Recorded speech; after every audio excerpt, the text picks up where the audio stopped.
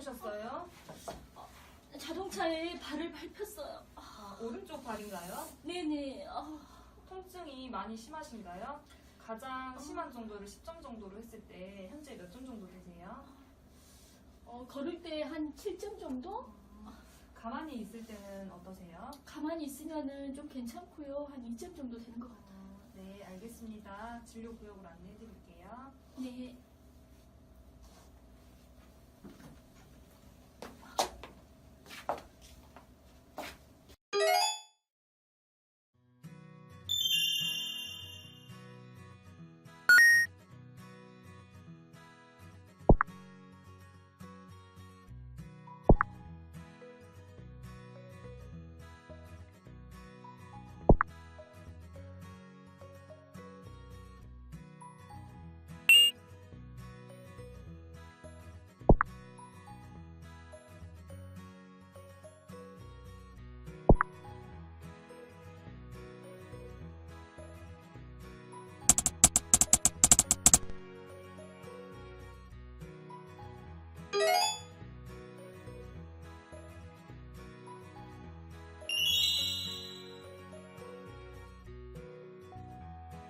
하지 손상과 하지 통증의 차이는 외상에 의한 것인지에 따라 달라집니다.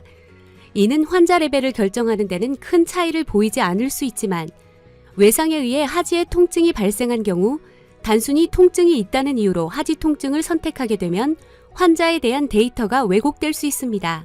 케이타스는 현장에서 환자를 분류하는 것이 1차 목적이지만 환자의 데이터를 수집해 정책적인 계획을 세우는 데 참고할 수 있는 역할이 있으며 국가적인 응급실 내원 환자 데이터 수집을 통해 향후 정책 수립의 기초 자료가 될 수 있습니다.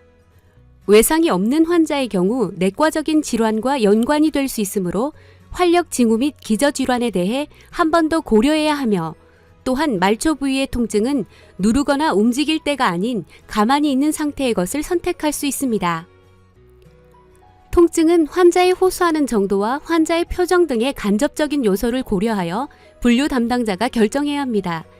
단 환자의 공격적인 태도나 비꼬는 말투 등으로 분류자의 감정이 상한 경우 통증 분류가 왜곡될 수 있으므로 이런 경우에는 환자가 호소하는 통증을 그대로 반영하는 것이 안전합니다.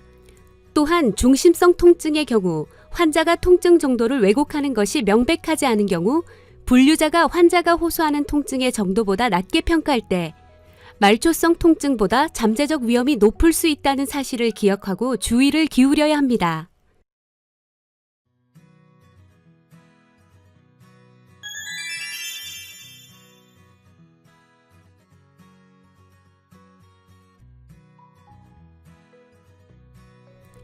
비정상적 활력 징후로 환자가 1단계나 2단계로 배정되지 않은 경우 통증 평가는 중증도 분류의 중요한 결정 기준이 됩니다.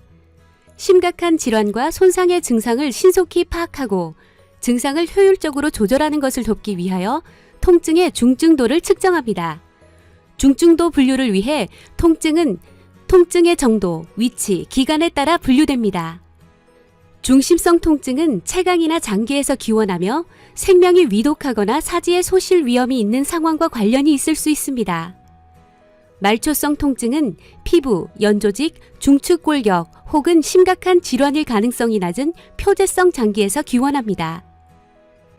한 가지 주의할 점은 만약 환자가 일반적으로 말초성 통증으로 생각되는 곳의 통증을 호소하더라도 간호사가 환자의 생명이나 사지가 위협받는 상황이라고 판단한다면 그 통증은 중심성 통증으로 판단해야 한다는 것입니다. 급성 통증은 한 달 미만에 새로 발생한 통증을 말하고 만성 통증보다 더 위험한 질환으로 밝혀질 가능성이 높습니다. 만성 통증은 잘 알고 있는 오래된 혹은 자주 재발하는 통증 증후군입니다.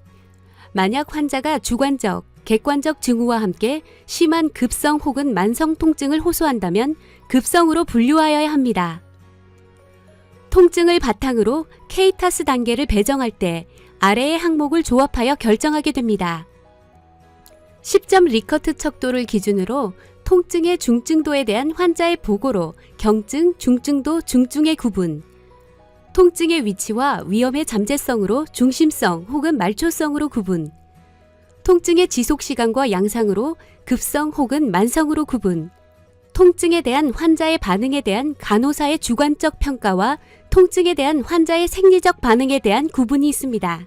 앞에서 설명한 통증의 중증도와 통증 점수, 통증의 위치, 급성 및 만성 통증에 따른 케이타스 단계 기준은 다음과 같습니다.